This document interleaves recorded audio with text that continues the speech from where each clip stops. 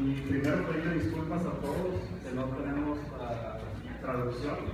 Se va a hacer en inglés, pero se está grabando y después vamos a poder sacar y relacionar lo que pasó en español. Entonces, disculpas por eso. Y en este momento los vamos a hacer en español. Entonces, letting folks know we'll be doing the event in English. Sorry we weren't able to make the translation happen. So, can everybody hear me okay? Yes? Okay. Well, thank you for coming. My name is Carlos Garcia, and I'm the director here at Puente.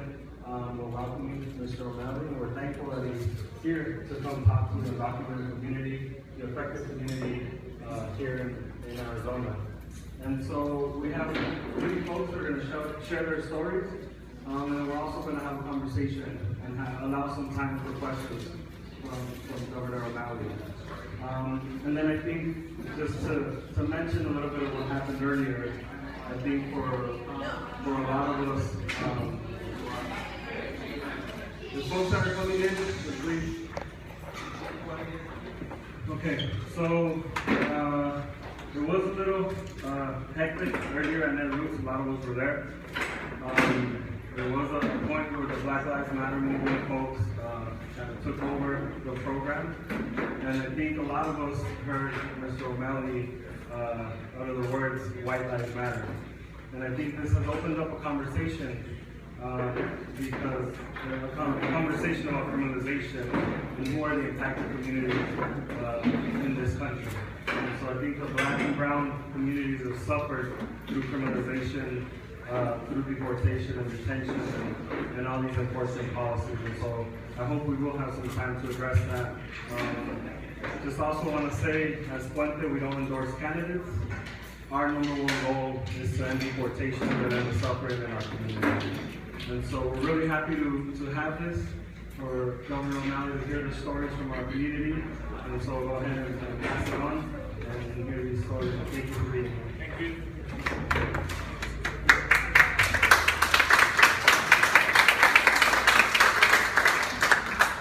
Thanks very, very much, Carlos. Thank you for hosting us here, and thank you all. I apologize if I kept you waiting. I'm looking forward to hearing your stories, and I wanted to say that in our conversations here, I know that a lot of people have been waiting a long time for that which we know to be in our country's best interest, which is comprehensive immigration reform and a path to citizenship and a return to our true selves as Americans, where we understand that we're all in this together, that each of us is needed, that we have to help each other if we're going to succeed as a people. That's the longer arc of our American history, and fortunately, that's where we're headed as a country. I am running for President of the United States because I know that we're facing deep challenges and deep divisions.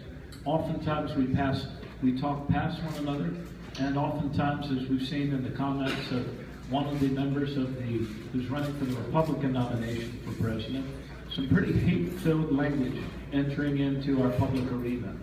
And this is not who we are. I believe that it is in our nation's best interest, for our economy and for our security, to pass comprehensive immigration reform, to immediately use executive actions, as I intend to do as president, to keep families together while protecting public safety. But it does not make America stronger to use, to break families apart and to split families up. As governor of Maryland, we broke with some of the policies of secure communities and ICE, and we said that, no, look, if there's a public safety rationale, that's one thing. But if there's not a public safety rationale, as a country, we should not be about breaking families up. In our state, we passed the DREAM Act and we defended it at the ballot. In our state, I spoke up when the refugee crisis was happening with Central American kids coming to the United States, and I said we should not be detaining these children in these large camps, that they should be cared for with love and respect and dignity in foster homes and given due process and legal representation to make their case to stay in our country. We are a good and a generous people. We are moving to a better and more connected place. Carlos mentioned the earlier event at Net Roots. I'm in town for Net Roots, and I appreciate you coming here and to have this conversation. And, you know, when I ran for mayor of Baltimore, it was not because things were going well. In 1999, we had become the most violent city in America. And we almost had an attitude that was nothing we could do about public safety because that's just the way it was. And I challenged all of the people of our city then to look at the problem of violent crime and the deaths in our city and ask ourselves what our reaction would be if it were our sons. That sometimes as human beings, we tend to not feel as we should the same empathy that we would feel for other people's sons as we would for our own. And I meant absolutely no disrespect today when I said first, Black lives matter. Then I said all lives matter. And then I said white lives matter. So I meant no disrespect in that, and I greatly regret having said that, knowing how passionately those activists felt and feel and should feel about a very, very real difference of two standards of justice in our country when it comes to people of color and white people.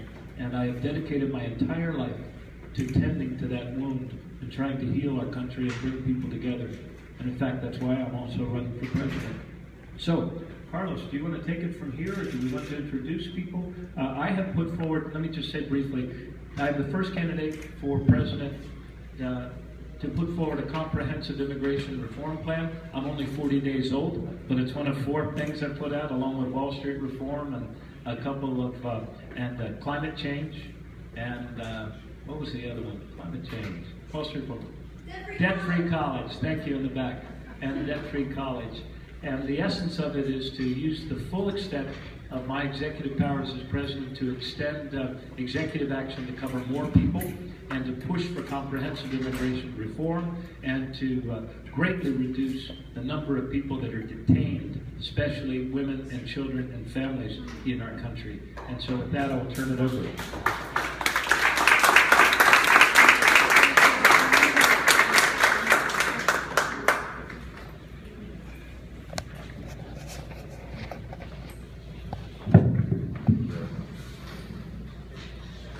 Hello everyone, my name is Cesar.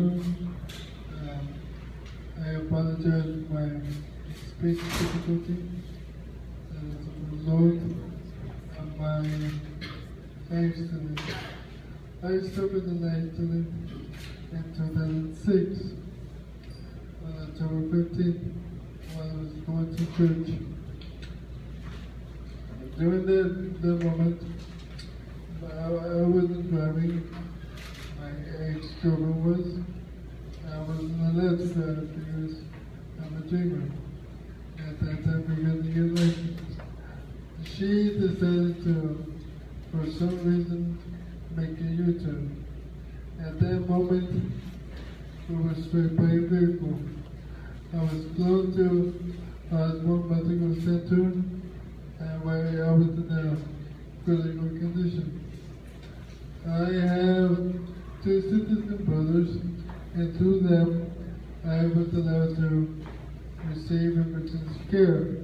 And the hospital was obligated to provide care because I was fighting for my life.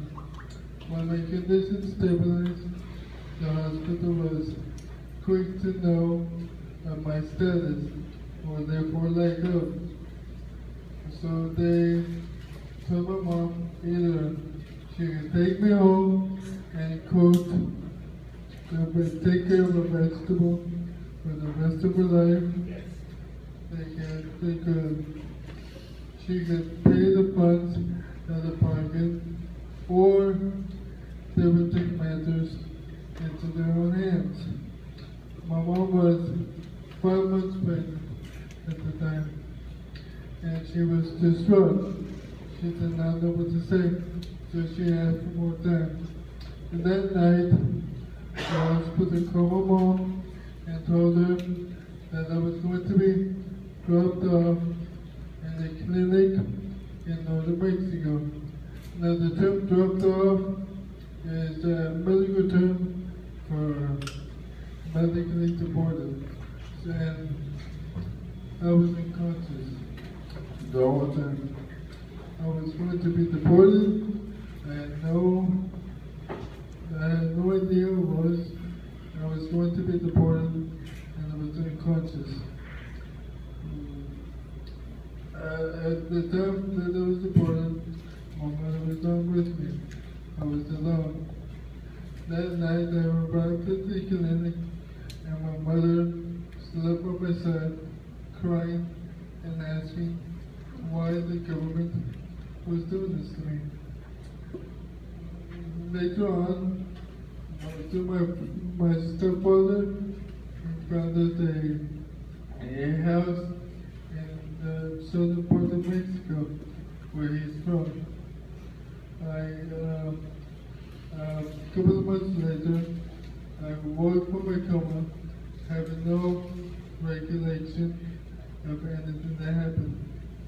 All I knew is that I didn't know where I was, and I wanted to get up and leave. I tried to get up and leave, however, I was unable to walk. So at the moment I got up, I fell face first on the floor. After that hit, everything started kind of coming together. I spent 1 year in Mexico. Mexico is a beautiful place, but the way I wasn't there for a vacation. I was there because I was deported. I haven't seen Mexico since I was 4, so I had no idea of where I was, and all I knew is I wanted to go back home. My home was here. After a year, I did everything in my power to return home. I struggled to get here, but I did, and I was happy. I was given the opportunity to go back to school, get in school. I graduated not the way I wanted, but I graduated. I'm currently enrolled in my community college where I'm studying journalism, and I'm just trying to promote change. We need change, but we need reform. My people need it, mi gente lo necesita, se lo merece. I want what I deserve. I deserve to have medical attention because it's been 9 years since I've seen a doctor. My knee is killing me. I'm afraid to step outside because if I fall, I can't get up. And I have so many scars in my body, and I can't do anything about it. When I fall on the floor, I am unable to get up. I'm like a turtle. I scream, I cry, but I just can't get up. And it breaks my heart. Something as simple as getting into the bed can lead me to falling on the floor. And I have so much to say, but my emotions here the best in here.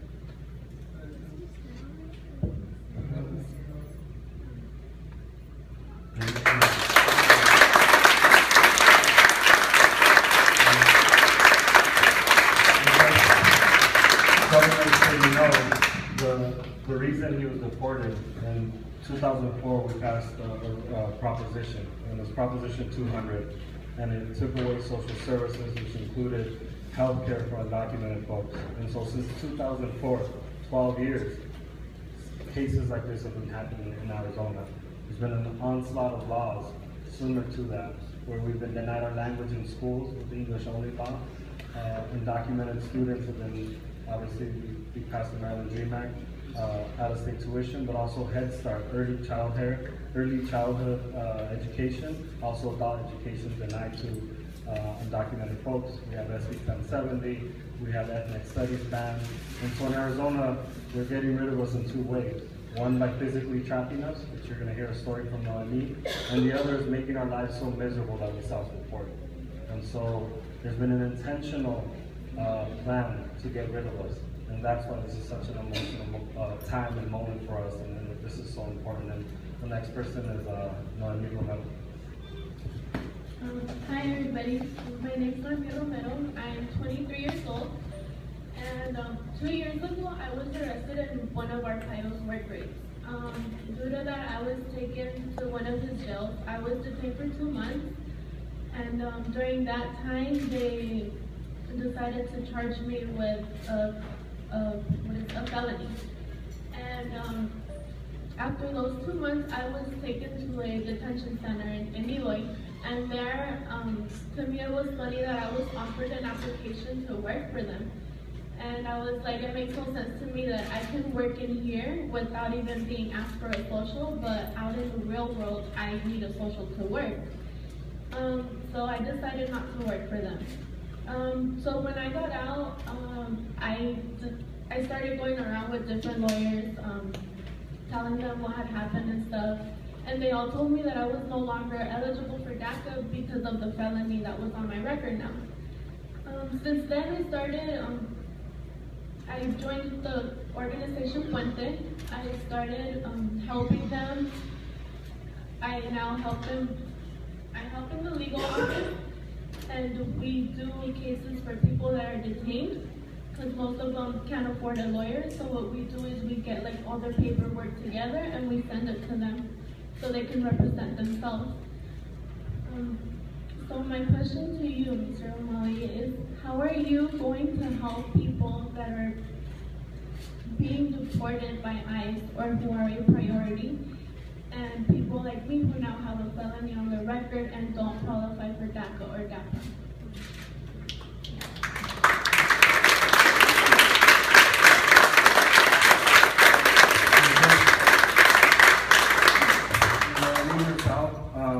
She was actually working to pay for her DACA while this incident happened. Again, Sheriff Arpaio has done countless raids, destroyed many lives, and it's one more example of how our lives are criminalized. Again, being brown and black people in our community, this is what happens. We're not the ones who decide who are criminalized. And so I think it'd also be important to hear from you how you feel about President Obama saying we deport felons, not families. Because for us, that's not me, it's our own families. I've had 6 people in my own family deported. And so that's something that's been really harmful to us, President Obama's recent statements. And so also when you get a chance to speak, if you can elaborate on that. Well, my name is Erika Viola, and I am a resident of Mesa, Arizona. I've been here since 1988, so it's been quite a while. And I've been organizing with a lot of amazing people that are here. Most of the people that you see in the crowd are activists, a lot of undocumented activists as well. And I started my organizing in 2008, as Carlos was saying, through the passage of Proposition 300, which got rid of emergency tuition for all the youth that were undocumented. So that's how I started organizing. But for me, I think the biggest wake-up call was having, first of all, Sheriff Joe Arpaio did a raid at my mom's house, at my mom's work. They ended up raiding every single one of those persons' homes that they took their documents that were working at a water park. And one of those addresses was my house. They ended up going to my house in 2008. They were not able to find my mom, but they found my uncle and 5 of his friends, so they took them all. Some of them were deported right away. Some of them spent some time in Tent City. My uncle spent some time in Tent City as well, out of that raid. That got me really riled up, but I started becoming an activist, saying I was undocumented everywhere I could to be able to tell my story. But through that, a couple of years later, we had ICE show up at my house, taking my mom, taking my brother, and we didn't know what the raid happened. We still don't know. We know that they had documents in their hands that had my face, that had a lot of my information, but it was just, they just took my mom and my brother here in Arizona. And out of that, it's of course, it's a personal struggle, but what has hurt me the most is not necessarily just that, but the fact that after my mom's case was very public, I called my Facebook a hotline for a lot of people, because I started getting hundreds of cases of people that were asking me to help them because I stopped them on deportation, so they thought I could stop their deportation. I started getting, my friend, Cesar reached out to me and he said what happened to him. I had deported, I don't have health care, I don't know what to do. I started getting, calls from people, and I think for me, what I started realizing, at the time I was working for Congress, I decided to take a job as one of the first dreamers to work for a congresswoman in the Hill. And I started realizing all the games that were happening inside, that it wasn't just Republicans going after us, it was also Democrats who were using our stories, who were using our people to be able to go out there and say that they supported comprehensive immigration reform. Yet when we were asking them to stop deportations, many of them just backed down and said, I can't touch those cases, they have felonies. I can't touch those cases, they have, all these things that I just can't. And for me, being a staffer in there, I said, you know what, this is not my place to be. I need to get out of Congress, I need to get out of this place. I need to go with people that have supported me, that have been there for me.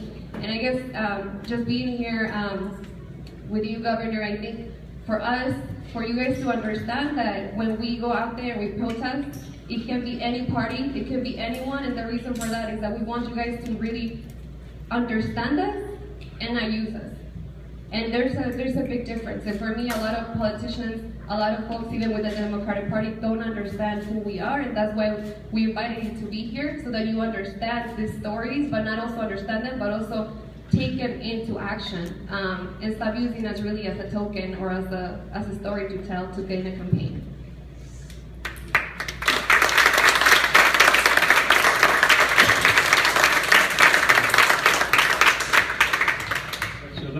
Thank you all.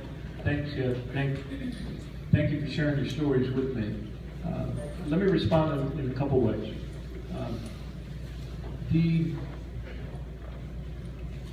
When it comes to the deportations and protecting public safety, I believe that the protection of public safety should have to do with violent crimes, not with nonviolent crimes. And I think that unfortunately within ICE and within our federal government, I think there's often not an awareness about how some of these policies are actually carried out. There's not a feedback loop. It takes months and months and months to figure out how to turn a switch off once the switch is turned on. And that's true through a lot of aspects of government. Look, in our state, let me just share with you a little bit. I appreciate your frustration, and nobody wants to be used on a campaign. This is about our national interest. The only way that I've known to be able to get things done is to forge a new consensus. If you simply wait if a leader waits until public opinion is already with them, then you probably waited way too late. And a lot of people got damaged or hurt in the meantime. So I believe that true leadership is forging a new consensus. True leadership is reminding all of us that the comprehensive immigration reform will help us to get wages to go up for all Americans. Comprehensive immigration reform will be good for our economy. And so, but in the meantime, I intend to forge that new consensus by using my executive powers to the fullest degree possible to keep families together, rather than just acting like this is some sort of mindless churning operation where families are being constantly broken up. Some of you may know the name Tom Perez, our Secretary of Labor for the country. He was my first Secretary of Labor in the state of Maryland. We did not have a large Latino population, but we did commission we did put in place a commission on new Americans to create an awareness in our state that there are skills that we need. There are all sorts of benefits that come from having people participating fully in an open and transparent American society. I also believe that it makes no sense to deny new American immigrants the ability to get health care under the Affordable Care Act. And I would seek to restore that ability. I mean, the uncompensated care and emergency rooms we're all going to pay for anyway. So why not allow those who can and choose to participate as part of the Affordable Care Act. There's a lot of short-sighted things we do. I think none of them more short-sighted though than cutting off vital benefits like WIC to Latina moms so that they can bring their children into this world in a healthy condition. We saw that was happening in our state, and we put a stop to that, and we're able to save a lot of lives those ways. So we have to forge a new consensus. I know it's frustrating. I know a lot of people have given up on politics in our country. There's a sense that we can't get things done anymore. There's a sense that we're playing constituent politics instead of what's right for the nation. But I know what is best for our nation is that we have a pathway to citizenship for all of our people, so that people can play by the rules and become part of this ongoing and great country and without fear. You know, our purpose as a country is to lift people up, not to beat people down, not to create a second class or a shadow class of citizens in our own country. It's not good for any of our children.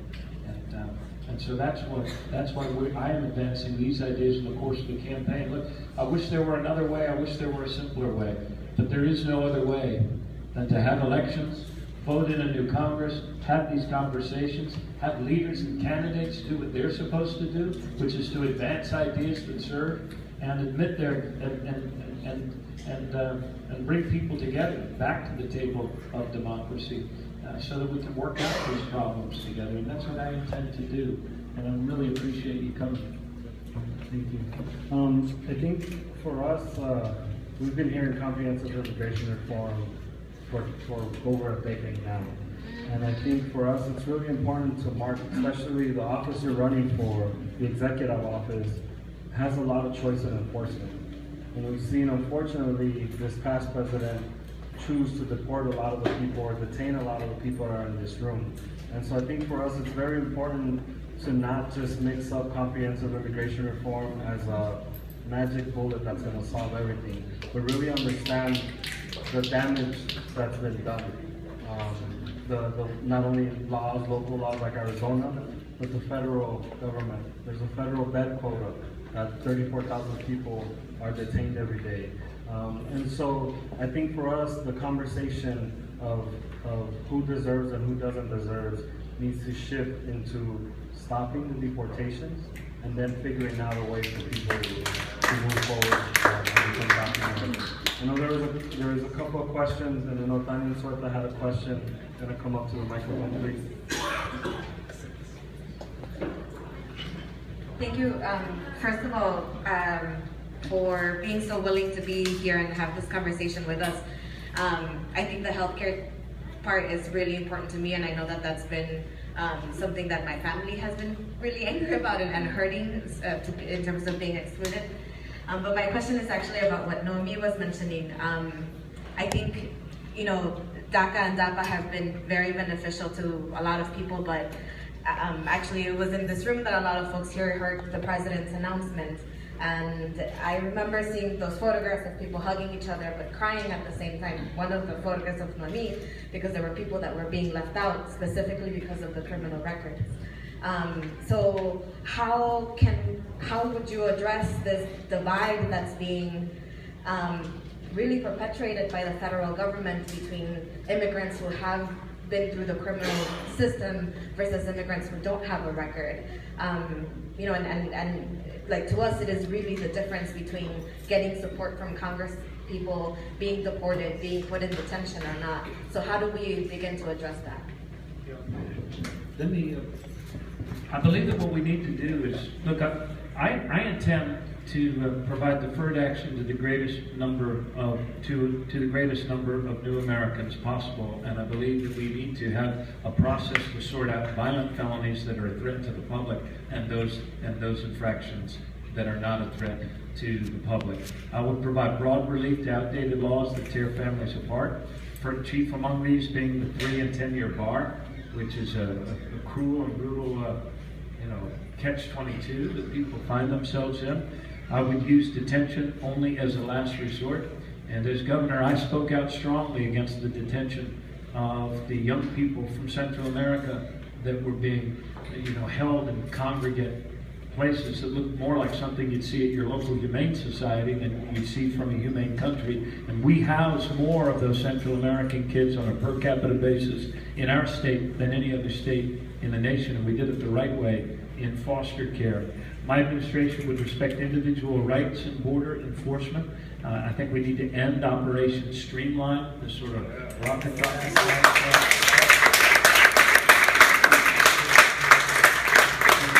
In my administration, I mentioned expanding access to health care. It makes no sense that we would all pay a lot more because of uncompensated emergency room care than if we allowed people to apply under the ACA.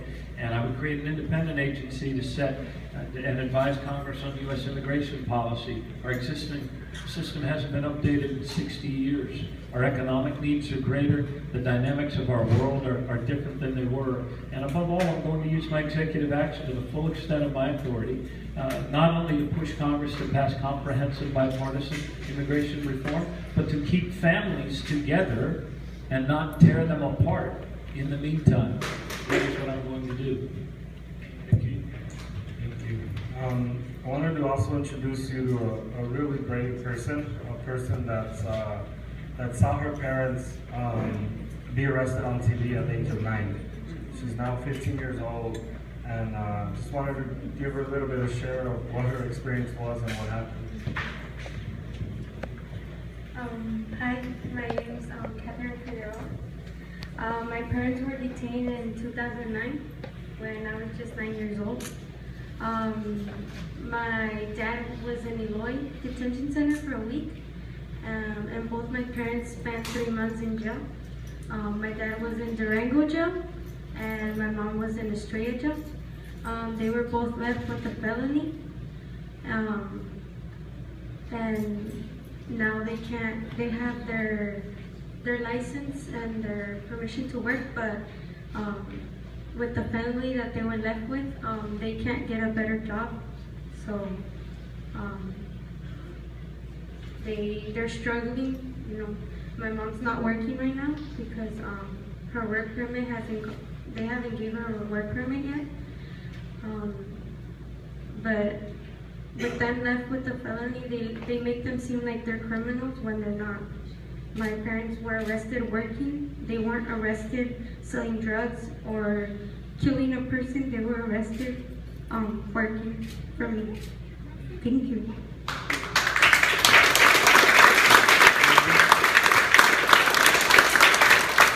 I think the fact that a 15-year-old and at 9 years old, she knows the names of the jails, she knows the name of the systems and what she's gone through.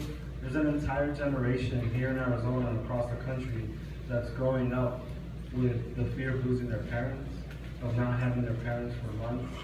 And so I think it's a very important conversation to have. And people like Catherine, I think, are going to change the world, that are going to move forward, but they're going to have their resentment. And I think they're going to remember who stood by them and who allowed this to happen to them and their family. I think we have time for one more question.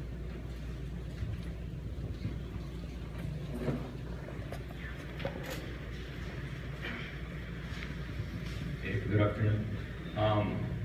You know, ever since the president made his executive action, right, in November, for everybody in this room, I think it's the fact that that action was taken did not mean that the work was over. And so, like we've seen in the last months and like the last weeks and even the last few days, undocumented people continue risking a lot, right, to move this precedent, to take more action, to take those steps further, and to do some of these things that you are proposing, right, in your plan for the future.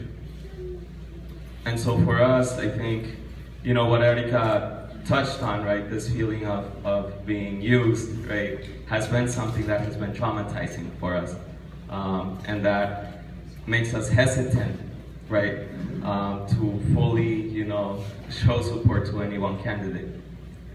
And for me and for some of the people, like a lot of the people that I've talked to, it's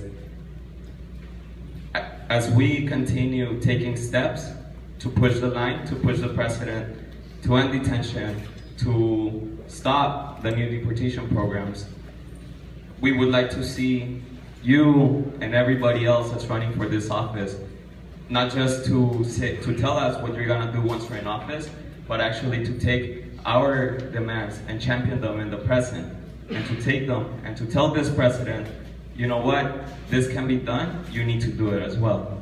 And so I would like to get your thoughts, right, on how do you plan to basically, right, like join us, right, and champion these changes and champion these policies that uplift human rights, not when you're in office, but when the current president still sits in office.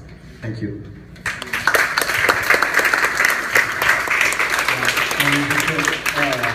Answer that question and then give your final comments. So once again, thank you for being here. The people that are here tomorrow, a lot of the people here could not be here. There's a threat that everyone going home after being here today could be caught, could be put in detention, could be deported and not be with their families. And so I want you to remember these faces as the people that are suffering. Claudia and her son just came from Eloy. Her husband's been in detention for 22 months. She's right there, right in front of you. She herself was part of the Dream 9 who turned herself in, brave enough, was in Eloy and got out. And now her husband's been in there for 22 months in Eloy, a detention center where we just had Jose de Jesus die last month under mysterious circumstances. They said he put a sock in his throat and that's how he passed away. But because it's a private facility, we have no access to the Freedom of Information Act. We don't know what happened to him. His family doesn't know what happened, and we just want those answers. So if you could please address Heidel's question and then give your last comment. I'm opposed to private prisons. Prisons with a profit margin, I think, are bad public policy.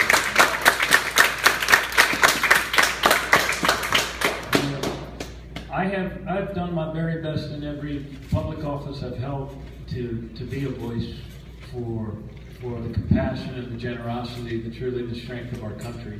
And I push our current administration and work very hard, as many of you in this room did, in the last two presidential elections. But I pushed our administration on things like driver's licenses to make sure that we weren't criminalizing people by just implementing real ID. I wasn't able to get that change as quickly as I would have liked, but we got it eventually, and we did driver's licenses in our state. When I mentioned the refugee kids from Central America, I pushed on that as well, and I'd like to believe that in the course of this presidential campaign, we're doing something more than just filling a job. I mean, we're pushing for the changes that are necessary in order to make our country stronger, in order to return to our true selves, in order to stop doing the brutal and short-sighted and cruel things that rip families apart and that run contrary to our very principles as a people. So I really appreciate you coming here today. And in the country that I carry in my heart, we are not a country that creates internment camps and barbed wire and chain link fences. Our enduring symbol is the Statue of Liberty.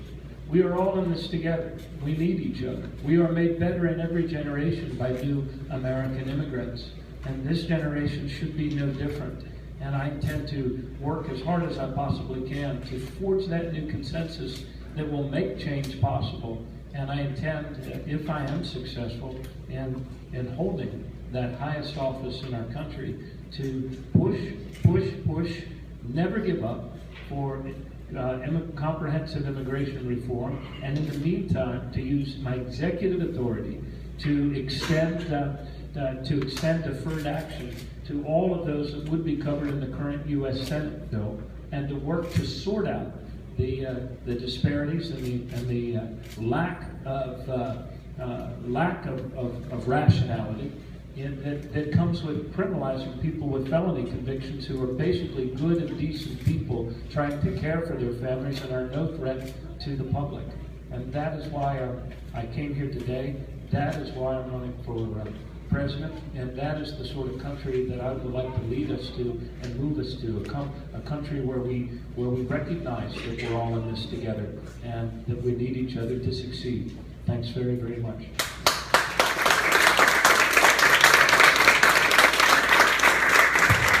Thank you all for coming, and don't forget that there's